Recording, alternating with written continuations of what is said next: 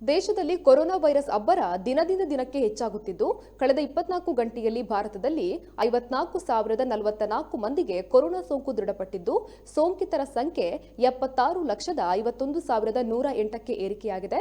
ಭಾರತದಲ್ಲಿ ನಿನ್ನೆ ಒಂದೇ ದಿನ 717 ಮಂದಿ ಕೊರೋನಾ ಸೋಂಕಿತರು ಸಾವನ್ನಪ್ಪಿದ್ದು ಈ ಮೂಲಕ ಕೊರೋನಾ ಮಹಾಮಾರಿಗೆ ಬಲಿಯಾದವರ ಸಂಖ್ಯೆ 1,15,197ಕ್ಕೆ ಏರಿಕೆಯಾಗಿದೆ. ಒಟ್ಟು 76,51,108 ಸೋಂಕಿತರ ಪೈಕಿ 67,33,328 ಮಂದಿ ಕೊರೋನಾ ಸೋಂಕಿತರು ಗುಣಮುಖರಾಗಿದ್ದಾರೆ. 7,40,90 ಸಕ್ರಿಯ ಪ್ರಕರಣಗಳು ಇವೆ ಎಂದು ಕೇಂದ್ರ ಆರೋಗ್ಯ ಮತ್ತು ಕುಟುಂಬ ಕಲ್ಯಾಣ ಸಚಿವಾಲಯ ಮಾಹಿತಿಯನ್ನು ನೀಡಿದೆ.